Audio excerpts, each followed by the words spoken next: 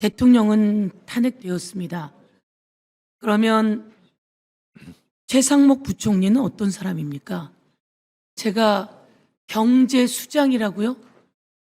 문재인 정부에서 윤석열 정부로 넘어오면서 문재인 정부 당시 경제 성장률이 4.5%였는데 윤석열 정부 올라오면서 경제수석이었습니다. 최상목. 경제수석이었는데 경제 성장률이 1.4%대로 떨어졌습니다. 이번에는 경제 성장률이 더 떨어져서 0%대라고 합니다. 이 경제 다 망친 장본인이 누굽니까? 최상목입니다. 한덕수입니다.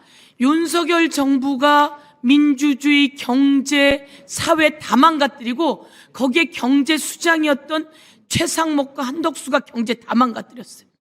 그래서 저는 이것만으로도 탄핵 사유라고 생각하는데요. 그런데 이제 마은혁을 임명해야 하고 경제부총리가 권한 대행이 되었어요. 근데 끝내 임명하지 않았어요. 끝내 임명하지 않아서 헌법재판소가 시간을 가지게 하는 그 원인을 제공한 사람이에요. 국회에서 임명한 헌법재판관을 임명해야 됨에도 불구하고 임명하지 않고 다른 일들만 줄줄이 해가면서 마치 윤석열 대통령이 잘못한 것이 없는 것처럼 행사해 왔어요. 이렇다면 경제부총리로서, 아니 권한대행으로서 엄청난 잘못을 저질렀습니다. 그런데 당장 탄핵했어야 맞는 겁니다. 그럼에도 불구하고 윤석열 대통령에 대한 탄핵 심판이 계속 너무 오랫동안 질질 끌면서 이루어지고 있었기 때문에 최상목 권한대행을 우리가 두게 되었던 겁니다. 그런데 최상목 권한대행은 윤석열 대통령이 탄핵됨에도 불구하고 제대로 그 일들을 하지 않고 있는 상황이기 때문에 이 상황에서 최상목을 탄핵하지 않는다면 대한민국의 국회가 자기 임무를 방기하는 겁니다. 자기 임무를 방기하면 안 되고 자기 권한을 행사해야 되는 겁니다. 자, 지금 여기서 대한민국의 경제를 살릴 방법을 국회는 같이 만들어내야 되는 겁니다. 그러면 현재 경제수장으로 둬서도 안 되고 그동안 헌법을 위반한 행동, 그리고 비상입법기구 관련해서 윤석열 대통령으로부터 메시지를 받았습니다. 그것을 위해서 경제회의를 해서 비상 예산을 만들려고 했던 거예요. 이 모든 것이 위헌하고 위법한 상황입니다. 그리고 경제를 다 망가뜨린 이자에 대해서 법사위에서 철저하게 탄핵 청문회를 하고 그걸 거치고 바로 본회의에서 탄핵시켜야 된다, 이렇게 말씀드리겠습니다. 가운데 중 물결랑 중랑구 갑 국회의원 서영교입니다. 봄이 왔습니다. 꽃이 피었습니다. 동토에서 봄이 왔습니다. 이재명 대표를 난도질해가며 수백 번을 압수수색했습니다. 그러면서 선거법으로 이재명 대표 국회의원직을 박탈하고 대통령 후보였을 때 권한까지 박탈해서 아주 짓밟아 버리려고 했습니다. 그런데 그게 다 허위였습니다. 그게 다 사실이 아니었습니다. 봄은 왔습니다. 헌법재판소가 그렇게 이야기했습니다. 윤석열의 불법 비상계엄, 이것은 국민이 저항해 주셨고 군인들이 소극적으로 대응해 주신 덕분에 그런 국가의 긴급발동령이 정지되었다, 이렇게 판단해 주었습니다. 너무나 다행 아닙니까?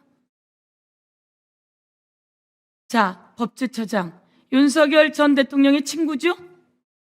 예, 대학교 때부터. 윤석열 전 대통령은 대통령의 권한을 가졌는데 왜 불법 비상계엄을 하려고 했어요? 왜 그랬을까요? 대통령의 권한을 가졌는데 검찰을 이용해서 수백 번의 압수수색을 해놓고 왜 불법 비상계엄을 했을까요? 무엇 때문에? 부인이 포토라인에 서는 것을 막으려고, 명태균 특검법을 막으려고, 그리고 노상원 수첩을 보니까 장기 집권하려고, 이러니 헌법재판소 8대0으로, 아니 40대0으로 파면시킨 겁니다. 저는 법제처장이 살아온 삶에 비추어서 윤석열 대통령에게 잘못된 건 잘못됐다라고 얘기하는 게 맞아요. 그런 얘기 한 적 있습니까? 제가 그런 그 법제처장으로서 근무하면서 그런 구체적인 사항에 대해서 얘기하지 못한 게 후회스럽죠? 하지 못했습니다. 그게 참 저도 많이 아쉽습니다. 후회스러우셔야 돼요. 귀를 기울여야 합니다. 왜 많은 사람이 그러는 건지. 우리는 여와 야가 있습니다. 정치적 대립은 있습니다. 그렇지만 틀린 건 틀렸다고 이야기하는 게 맞는 거 아닙니까? 헌법재판소의 정영식 재판관, 김복형 재판관, 조한창 재판관에 대한 걱정도 있었어요. 그렇지만 모든 것은 만장일치로 정리해 주었습니다. 안 그러기를 바랬던 국민의힘 의원들도 많고 헌재를 가루를 내버리겠다고 했던 자들도 많았어요. 그런데 나는 법제처장은 그 이야기를 했어야 맞다고 생각해요. 그러면 제가 아침에도 물었지만 법원행정처장님, 대통령이 지금 있습니까? 없다고 말씀드렸습니다. 대통령이 없습니다. 그런데 대통령 몫에 헌법재판관을 임명하는 게 맞습니까? 조금 전에도 말씀드렸지만 다양한 학설적인 견해가 있는 것 같고 또 확인하기로는 처분 신청이 현재 접수되어서 재판 사항이 된 것 같습니다. 그러나 상식적으로요. 대통령이 없어요. 그것도 파면됐어요. 그러면 지금 이제 다음 대통령 선거를 2달밖에 안 남았어요. 잘 준비하는 게 맞지. 그 사이에 헌법재판관을 임명하는 게 맞습니까? 상식적으로요. 가처분, 권한쟁의 이런 거 다 빼요. 그냥 상식적으로요. 인간의 도리로요. 안 맞지 않습니까? 헌법재판소 사무처장께 제가 질문하겠습니다. 헌법재판관 40여군 임명하는 게 맞다라고 헌법재판소가 판단했습니다. 그렇죠?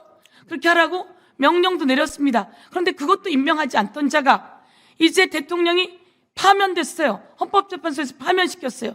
그런데 헌법재판소 구성을 위해서 대통령이 없는데 대통령 몫을 임명한다. 맞습니까? 틀립니까? 이 자리에서는 여야가 없다고 생각합니다. 저는 아니라고 생각하는데 어떻습니까? 그 답변을 못하시면 안 됩니다. 저는 현재 있는 8명의 재판관에게 물으면 전부 다 안 돼! 라고 말할 거라고 봅니다. 그래서 가처분 신청도 그렇게 될 거라고 생각합니다. 그렇지 않습니까? 우리는 아무리 이렇더라도 아니라고 이야기해야 합니다. 그리고 제가 한 말씀 더 드리겠습니다. 2명의 헌법재판관 임기가 4월 18일 날 끝나요.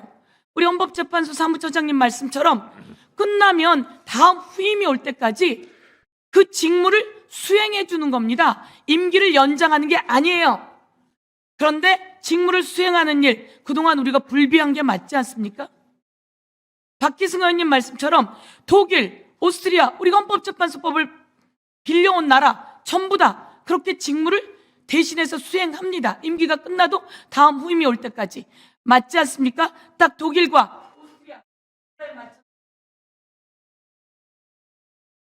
그 나라 입법례에 따르면 의원님 말씀대로 그런 규정이 있는 걸로 알고 있고요. 실제로 이제 운영이 어떻게 되고 있는지 그런 부분들에 대해서는 저희가 좀 계속 살펴보고 있습니다.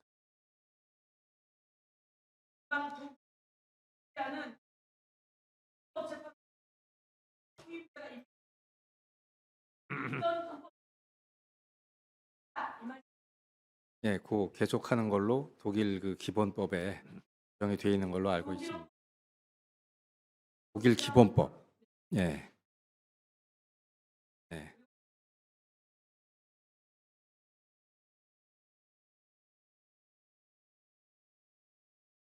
예, 그런 걸로 저도 알고 있습니다. 나라가 그러한 일을 합니다. 법은 2월에 만들고 박용 아닙니다. 법을 라고 해서 나도 그 법을